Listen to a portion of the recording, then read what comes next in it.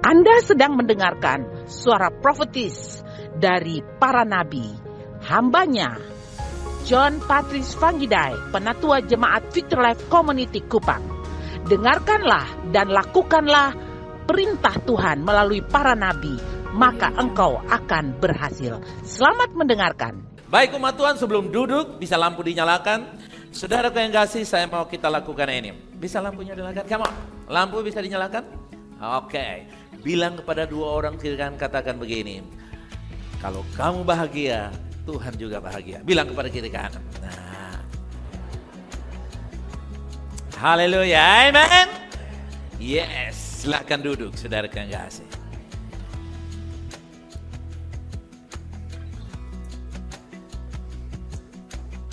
Percayakah Anda bahwa Tuhan sangat concern dengan kebahagiaan kita, amen? Tuhan tidak mau pernah jalan sendiri, bahagia sendiri, senang sendiri. Seperti orang tua, dia senang melihat anak-anaknya. Tuhan senang melihat kita bahagia, amen? Dalam perjalanan ini, saudara yang kasih, kita masih sedang berbicara tentang anugerah yang tak terhenti, unstoppable grace, anugerah yang tak dapat dibendung. Dan hari ini kita bahas khusus tentang anugerah yang berlimpah. Coba katakan anugerah yang berlimpah. Nah, umat Tuhan, di dalam 1 Timotius 1 ayat yang ke-15 dikatakan, perkataan ini benar dan patut diterima sepenuhnya. Saudara aminkan bahwa firman Tuhan benar dan patut diterima sepenuhnya? Yes. Yaitu apa? Kristus Yesus datang ke dunia ini untuk menyelamatkan orang berdosa, dan di antara mereka akulah yang paling berdosa. Paulus mengakui bahwa dialah yang paling berdosa. Berarti ada level-level orang berdosa. Paulus yang ranking paling tinggi, saudara. Diakui itu, oh, akulah yang paling berdosa. Kemudian dalam Efesus pasalnya yang ketiga ayat yang ke-8, yang kepadaku yang paling hina di antara segala orang kudus telah dianugerahkan kasih karunia ini untuk memberitakan kepada orang-orang bukan Yahudi kekayaan Kristus yang tidak terduga itu. Dalam Efesus 3 ayat 8 Paulus mengawali dengan kepadaku yang paling hina. Tadi yang di atas bilang apa? Yang paling berdosa. Sekarang yang apa? Paling hina. Kemudian kembali di 1 Timotius 3 ayat 13-14. Aku yang tadinya penghujat dan seorang penganiaya dan seorang ganas, tetapi aku telah dikasihaninya karena semuanya itu telah kulakukan tanpa pengetahuan, yaitu di luar iman.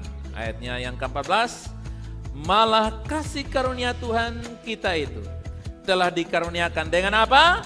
Limpahnya kepadaku dengan iman dalam kasih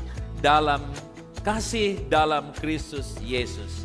Umat Tuhan, Paulus akui bahwa dirinya yang paling berdosa, dirinya yang paling hina, paling dosa, paling hina, penghujat, penganiaya, ganas. Nah, Anda bisa bayangkan dia mendapatkan kriteria yang paling apa? Yang paling berdosa, paling hina. Hina di sini saudara, paling bejat moralnya maksudnya di situ. Bukan miskin, bukan. Paling bejat moralnya, penghujat, penganiaya, ganas. Anda bisa bayangkan, ganas itu tidak cocok untuk manusia. Itu untuk harimau ganas. Tapi sekarang Saulus ganas. Dia orang yang ganas. Tetapi di ujung semuanya itu paling parah, paling rusak, paling moral parah, paling bejat, penganiaya, paling ganas, penghujat.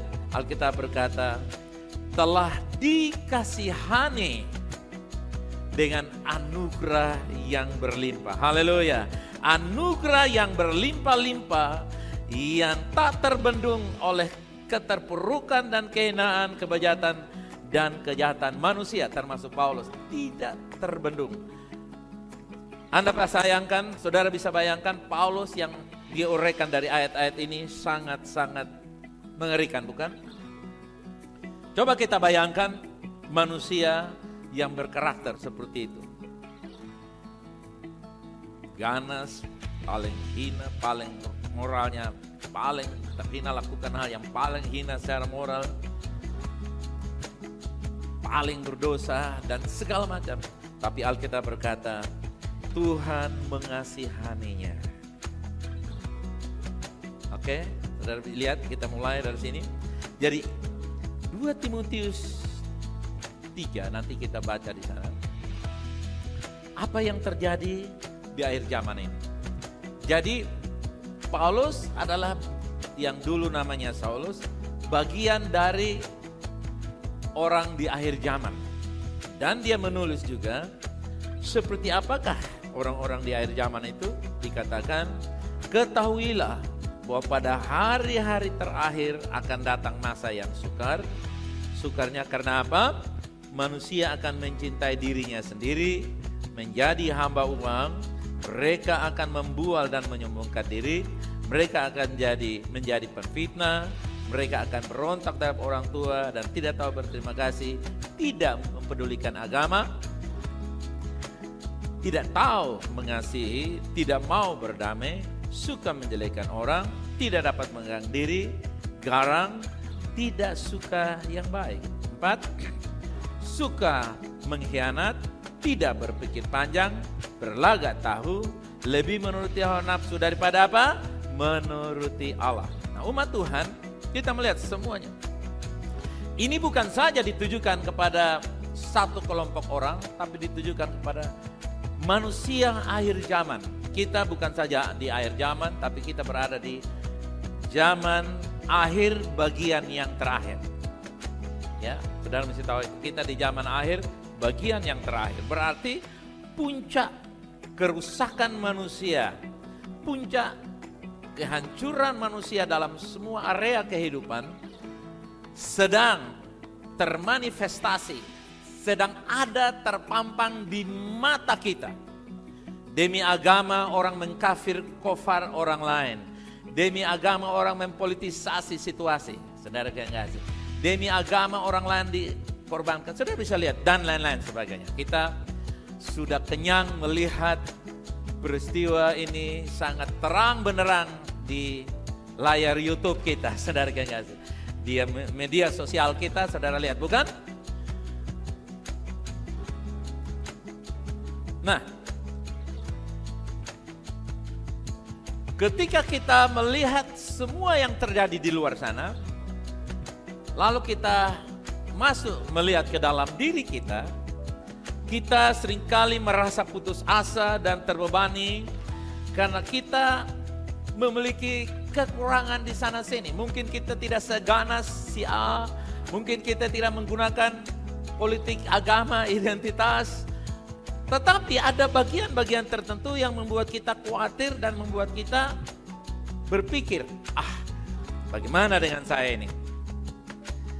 Tapi Anda bisa melihat dari ayat-ayat tadi dikatakan di sana, kasih karunia Tuhan yang berlimpah-limpah itu tersedia untuk mengubah semua manusia, termasuk saya dan saudara.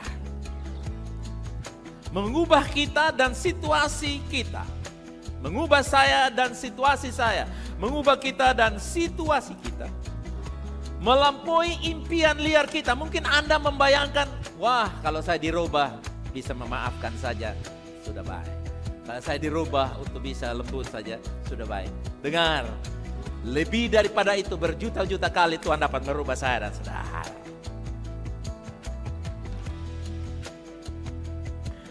Mengapa Tuhan tetap memberi kasih karunia-Nya? Bahkan ketika kita gagal, kita masih bisa menerima kasih karunia-Nya. Nah, ini yang kita akan pelajari.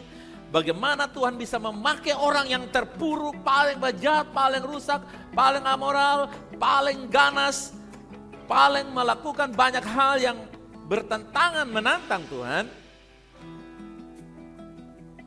Umat Tuhan, terlepas dari semuanya itu, mari kita lihat anugerah Tuhan yang berlimpah-limpah. Haleluya. Kita harus fokus kepada rahmat anugerahnya, saudara yang kasih. Bukan kepada kegagalan kita. Paulus berkata, memang aku pernah gagal, aku bejat, aku paling hina, aku paling rusak, aku paling tidak disukai, atau aku paling ganas, pengkhianat, penghujat, penganiaya. Mari saudara yang kasih, Paulus fokus kepada anugerah rahmatnya, bukan kegagalan. Katakan, fokus kepada anugerah, bukan kegagalan. Katakan. Ya. Ini sebuah rahasia dari Paulus. Memang saya pernah jahat. Memang. Dengan kata lain, dulu sebelum saya mengenal iman dalam Kristus, saya paling terpuruk, paling terhina, paling bejat, penganiaya, ganas. Istri saya pun mungkin tidak suka. Orang-orang sekitar saya pun mungkin tidak suka. Kalau Paulus beristri, saudara yang kasih. Dengar, itu dulu. Katakan, itu apa saudara? Amin. Amin. Itu dulu. Amin. Saya mau pastikan dulu saudara. Jangan sampai, weh tadi pagi sebelum datang masih. Nah. Itu kapan saudara yang kasih? Dulu. Paulus. Coba kita lihat foto ini. Coba kita bayangkan. Kalau kita melihat kepada kasih karunia Tuhan, saya gambarkan dengan potret ini. Coba Anda bisa bayangkan. Kalau saya bilang kasih karunia yang berlimpah, Anda bisa melihat ini. Nah, sekarang coba kita bayangkan gelombang lautan yang berlimpah air, itulah anugerah Tuhan. Yang percaya katakan amin. Saudara percaya anugerah Tuhan berlimpah? Oke, kita lanjutkan, tetap gambarnya. Coba Anda ambil air satu tangki, 5.000 liter. Kasih masuk di situ. Kira-kira asinnya bisa berkurang? Hah? Yang benar. Kita kasih masuk lagi saudara yang kasih 10.000 tangki air. Lalu setelah itu kita ukur lagi asinnya berubah. Kira-kira ada dampak gak air yang masuk ke dalam situ? Ada. Yaitu dia menambahkan kehebatannya samudra itu. Semakin engkau terpuruk, semakin hebat anugerah Allah. Amen. Amen.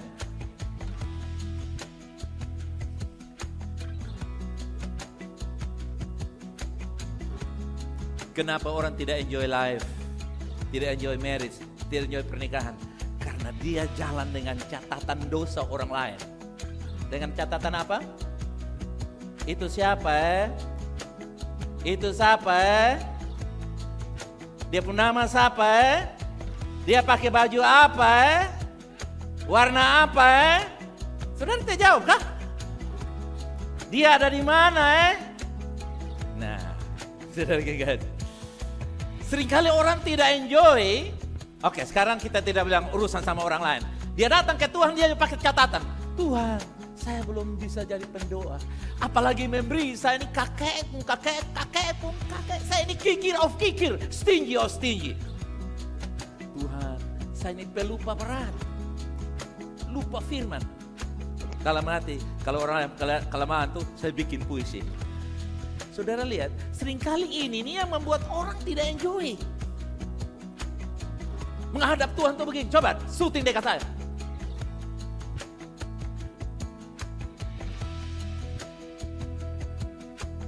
Kenapa? Karena orang tidak fokus kepada anugerah yang berlimpah. Nah, rahasia sore pagi ini dengar baik-baik. Semakin merasa terpuruk, seharusnya kita bergembira karena anugerahnya tersedia bagi kita. Paulus terpuruk tapi tidak stres, tidak menyiksa diri, tidak buang diri, apalagi mematikan dirinya. Tapi dia bilang, aku telah dikasihani. Bukankah saya dan saudara juga bisa katakan seperti ini? Katakan, aku telah dikasihani. Tapi kadang-kadang kita lihat orang punya kasihan dulu saudara yang kasih. Kita tidak layak mengukur orang dengan kekurangannya, tapi kita harus melihat kebaikan Tuhan untuk kita semua. Hanya sayalah yang lebih dahulu mengalaminya. Orang lain menyusul, tapi semuanya dapat anugerah yang sama.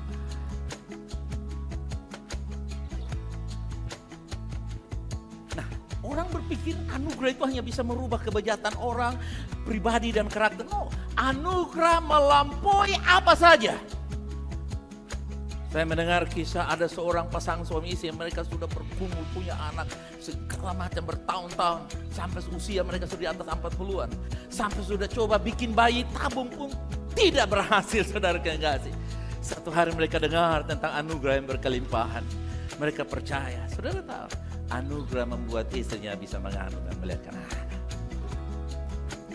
Ada orang yang terikat dengan keterpurukan, dengan kebiasaan-kebiasaan buruk dalam narkoba, minuman keras, melakukan perkara-perkara moral yang memalukan.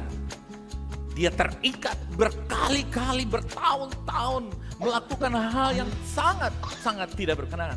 Tapi ketika dia mendengar anugerah yang berlimpah, sekonyong-konyong hidupnya berubah. Kenapa? Karena anugerah tak terbatas. Anugerah tak terbendung. Haleluya. Anugerah Tuhan tidak terbendung dengan kekurangan dan kegagalan kita. Kegagalan kita seperti air aqua 150 liter ya, atau 150 mili yang Anda buang di pantai timur. Lalu Anda ambil kayu, tolong ukur kira-kira lautan pantai timur naik berapa senti. Dengar saudara yang kasih, kebenaran ini harus merestorasikan cara paham kita. Amen. Harus memberi dampak. Katakan amen. Ini tidak boleh membuat kita tertuduh, tidak boleh membuat kita merasa. Jangan fokus kepada kegagalan. Haleluya. Apakah kita tidak bertanggung jawab atas kegagalan? Dengan kata lain, maaf. Kalau perlu dimaafkan, kalau perlu minta dimaafkan. Perlu bertobat? Yes, bertobat tiap hari. Perlu berubah? Berubah tiap hari. Tapi bertobat, berubah, memberi maaf, itu bukan kekuatan kita, tapi anugerah yang membawa kita. Itu bukan Taurat baru, tapi itu karena kita berada dalam anugerah. Karena dalam iman oleh anugerah lah yang memampukan saya memberi maaf, menerima maaf, berubah dan hal-hal sebagainya. Haleluya. Nah, umat Tuhan percaya bahwa Tuhan masih melakukan banyak hal dalam. Kalau Anda perlu mujizat hari ini, Tuhan bisa menyembuhkan engkau dari penyakit apapun. Tuhan masih terlalu bisa melepaskan engkau. Nah, hari ini saya ingin berdoa, khususnya saat saya berdoa bagi saudara yang bermasalah. Kalau saudara periksa di dokter, ada dokter bilang, oh ibu atau bapak ada kelenjar-kelenjar tertentu.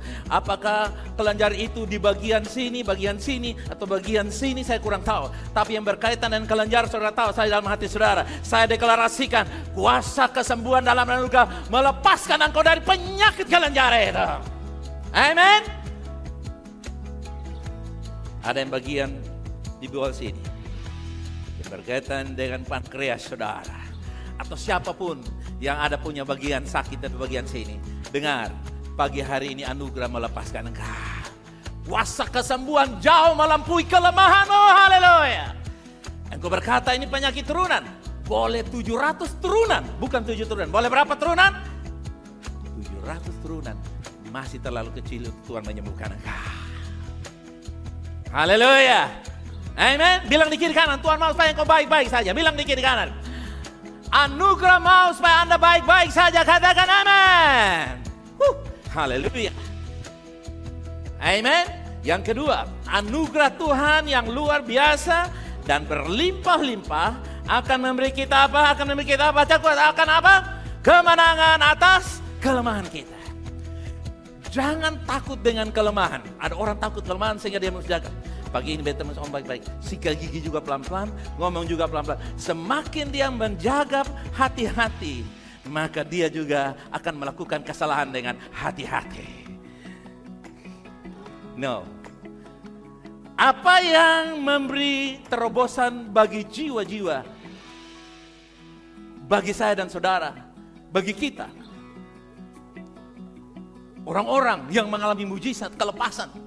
Ada yang bersaksi bagaimana mereka dilepaskan dari kebiasaan-kebiasaan buruk yang melelahkan mereka bertahun-tahun. Kenapa? Itu terjadi bukan karena kekuatan manusia. Itu bukan karena usaha keras. Bukan karena kita menyalahkan diri sendiri lalu dirinya sendiri sudah sadar baru dia berubah. Bukan. Kita tidak bisa berubah karena menyalahkan diri kita sendiri. Itu hanya terjadi karena anugerah yang berlimpah. Apapun tantangan saudara, kekurangan saudara, kelemahan saudara, kemenangan menjadi milik saya dan saudara. Karena anugerah yang berlimpah jauh melampaui kemenangan. Kita lihat dalam Roma pasal yang kelima, ayat yang ke-17. Sebab jika oleh dosa satu orang, maut telah berkuasa atas satu orang itu, maka lebih benar lagi, mereka yang telah menerima kelimpahan kasih karunia dan anugerah kebenaran, baca bersama saya, akan apa? Hidup dan berkuasa oleh apa? Satu orang. Siapa namanya? Kasih pujian bagi dia, come on. Katakan, saya penerima anugerah dan kebenaran.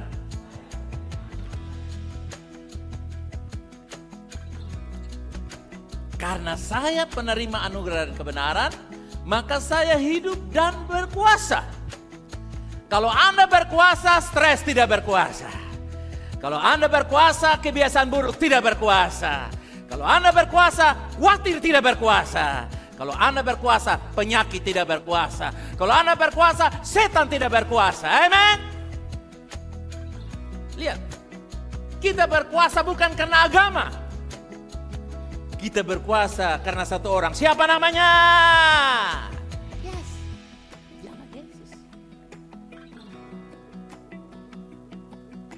Sebagai penerima kasih karunia, kita hidup dan berkuasa dalam semua area dan arena kehidupan kita. Katakan amin. Kita tidak hidup dengan serba tanggung. Mau sehat, tidak sehat. Saudara sambung ya, mau sehat, mau diberkati, tidak diberkati. Mau berdoa, tidak berdoa. Mau memaafkan, tidak memaafkan. Mau sejahtera, tidak sejahtera. Mau mengampuni, tidak mengampuni. Mau bebas, tidak bebas. Seolah-olahnya kita terputar-putar di situ. Dengar, ketika Anda akui kebenaran bahwa Anda menerima kasih karunia kebenaran, Anda bebas total, bukan bebas saja, hidup dan berkuasa. Jangan hidup serba tanggung. Tuhan tidak pernah kasih kita hidup serba tanggung. Hidup dengan full otoritas. Haleluya. Amen. Itulah sebabnya saudara yang kasih, kelemahan dan kegagalan kita ubah cara pandang. Semakin banyak lemahnya, gagalnya, dan kekurangannya dalam banyak aspek, semakin Anda bawa perbandingan anugerah yang tak terbendung, anugerah yang berlimpah itu untuk mengcover semua kelemahan saudara. Amen. Saudara masih punya ini.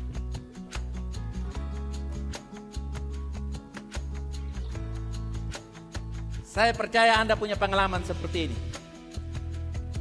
Ketika kita punya uang yang cukup, kita datang belanja dengan penuh keyakinan, betul? Pernah alami seperti itu? Ini garam harga berapa? Korek api harga berapa? Ini garam berapa kakak? Oh 95.000, ini bapak kasih genap 100.000. Wah. Tapi coba kita sadar bahwa uang hanya 5.000 pas-pasan. Itu pun salah satu uang yang ada 2.002, 1.001 robek sebelah. Berarti 4.500 ya. Lalu saudara datang dengan penuh keyakinan. Ini garam berapa? 10.000. Sudah 4.500, 450 atau 4.500. Gak mungkin ada dengan penuh keyakinan. Bahkan kadang-kadang berapa kali ulang-ulangnya berapa saya lupa. Saya mau bayar parkir uang pas 100.000. Saya langsung dengan rasa ragu-ragu. Lain kali ama dia bilang.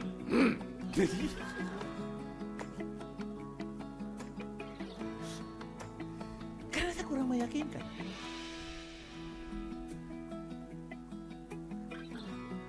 Saudara, roh agamawi dan Taurat selalu membuat kita rasa kurang. Kurang berkenan, kurang baik, kurang ini, kurang ini. Hanya satu saja, senang di neraka dan gagal. Itu Taurat dan agamawi. Tapi Anda dan saya penerima anugerah kebenaran. Amen. Alkitab berkata, hidup dengan sepenuhnya dan berkuasa mengatasi setiap kelemahan dan keterpurukan situasi kehidupan. Katakan, saya menguasai kegagalan dan keadaan saya. Katakan,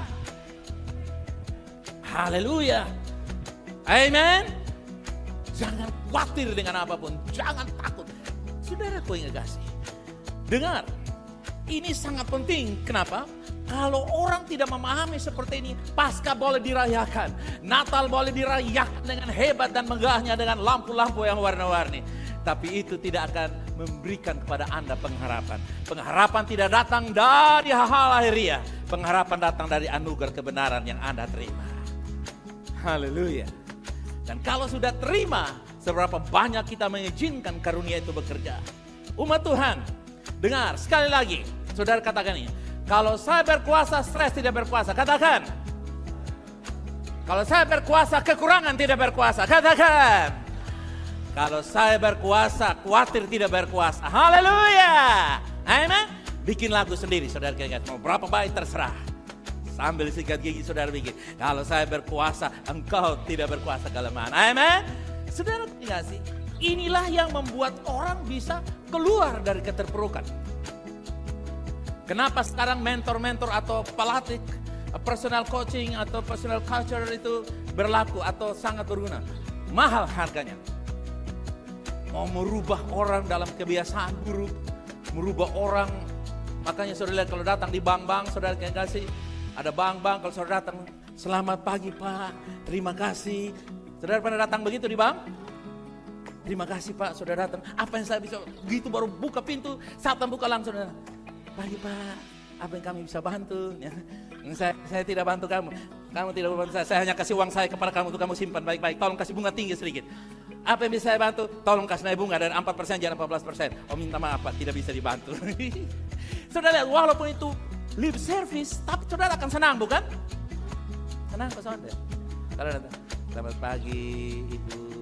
Bandolnya bagus hari ini. Ini masker di warna-warni, pink di atas, putih di bawah, luar biasa. Ibarat ketawa kan? Orang senang. Orang happy. Dan itu untuk jadi kayak begitu, karyawan kayak begitu, itu perlu dilatih. Dan latih itu perlu mentor-mentor yang datang latih, training. Betul ya saudara yang kasih? Bikin ini, bikin itu. Sehingga orang bisa seperti di rumah walaupun tukang ngomel, begitu masuk kantor, shalom, selamat pagi. Saudara tahu, anugerah tidak bisa dibayar, hanya diterima dengan iman. Dan anugerah mau, kalau Paulus yang ganas paling banyak saja, bilanglah kita ambil 0,0 sekian. Paulus, saya bukan ganas, saja saudara. Dengar, apapun keterpurukan kita, anugerah melampaui semuanya. Katakan apapun keterpurukan saya, anugerah melampaui. Pakai kaya tangan sedikit. Apapun keterpurukan saya, anugerah melampaui. Haleluya. Amen. Di manakah kasih karunia itu berlimpah? Ini yang perlu kita tanyakan. Apakah seperti lautan di sana saja? Saudara tahu, penganut Taurat dan roh agamawi, bahkan roh dunia ini, mereka telah membuat kasih karunia di sebuah kotak akuarium agamawi. Apa namanya saudara? Akuarium. Akuarium kan sudah tahu ukurannya begini, ini berapa liter. Sehingga sudah ada klasifikasi. Ini orang Kristen yang hebat, ini yang agak sedikit, ini yang bad. Ini ini bad. Kalau ini hebat. Dua ini gabung baru ini dapat ini satu punya. Klasifikasinya seperti ini orang Kristen yang berdoa, ini orang Kristen yang berdosa. Klasifikasi ini membuat apa? Membuat anugerah semakin tersisih. Dan itu bertahun-tahun dihotbahkan dari atas mimbar, dibikin TikTok, dibikin berbagai macam, bahkan dibikin sandiwara Natal atau Paskah, sehingga saudaraku yang kasih, kebenaran tentang anugerah ibarat lautan yang melimpah itu sudah sirna dan hilang. Jejak anugerah ditiadakan sama sekali. Lalu mereka mulai mengekspos, memperlihatkan dengan besar-besaran, dengan penuh sanjungan kepada keterpurukan dosa. Akibatnya apa? Anugerah hanya bisa terjadi kalau lu cukup baik. Kalau kamu cukup murah hati. Dengan kata lain begini, apakah Anda bersih baru mandi? Tolong kasih bersih badan semua, supaya beres baru mandi. Nah, badanmu sudah bersih kan? Oke, sekarang mandi. Begitu kira-kira? Keadaan dunia sekarang kayak begitu. Dia tunggu kita bersih dulu. Akibatnya banyak orang tidak mau datang ke ibadah, tidak mau datang kepada Tuhan, tidak mau datang sungguh-sungguh dengan Tuhan. Kenapa? Karena mereka mengukur, mereka belum. Nanti, kapan saudara? Jawab saya, kapan? Oke, nanti tanggal berapa? Tolong kasih tahu di kiri kanan kamu. Nanti itu tanggal berapa? Nggak ada tanggal. Dengan kata lain, tidak akan pernah berubah. Dari tahun ke tahun, dari tahun ke tahun, tidak pernah berubah. Kenapa? Karena nanti akuarium yang namanya kasih karunia, box kotak, sudah dikasih. Ini kotak khusus, tidak boleh lebih daripada itu. Akibatnya, saudara kasih, ketika itu diterapkan pada diri seorang suami, seorang istri, wow, Anda bisa bayangkan kalau anugerahnya hanya sekotak ini. Saya maafkan kamu asal, nah itu ciri-ciri kotak dalam anugerah dalam kotak. Saya mau berdoa asal, saya mau mengampuni asal, saya mau memberi asal, saya mau baik-baik dengan kamu asal. Coba saudara bilang asal, saya mau mengampuni. Nah itu karang terus saudara ya. Saudara lihat, saya mau berbuat baik asal. Itu yang namanya ciri-ciri apa? Anugerah di dalam apa? Kotak. Sehingga orang tidak lagi enjoy life. Orang tidak lagi menikmati kehidupan karena dituntut. Nah, ini saya bicara seperti ini, Anda mesti pandai-pandai mendengar hikmat. Anda tidak bisa bilang, oh anugerah tanpa batas. Jadi kalau saya kerja juga seenak-enaknya saja. Mau nggak bisa begitu kawan. Kalau kamu merasa enak-enaknya begitu saja, oke. Pas ada tronton lewat, langgar seenak-enaknya saja. Supaya impas toh. Kan kerjaan mau enak-enak toh. Nah, langgar jalan juga enak-enak saja. Pas tronton lewat, gandeng itu cara lewat. Barang salam. Nah, nggak bisa begitu kawan. Kerja ada punya nilai-nilai, amen. Tapi kebenaran harus, makanya anugerah dan kebenaran. Coba katakan anugerah dan kebenaran. Minggu depan kita akan bahas itu. Tapi Anda mesti tahu di sini bahwa Tuhan memberikan anugerah tanpa batas. Katakan, saya menerima anugerah tanpa batas. Come on! Nah, saya saran di bawah. Mulai hari ini kotak kita dimusnahkan. Yang setuju dengan saya, katakan amin. Kotak kasih karunia dimusnahkan. Amin. Jangan lagi. Jangan menjadi suami istri yang bawa-bawa kotak kasih karunia.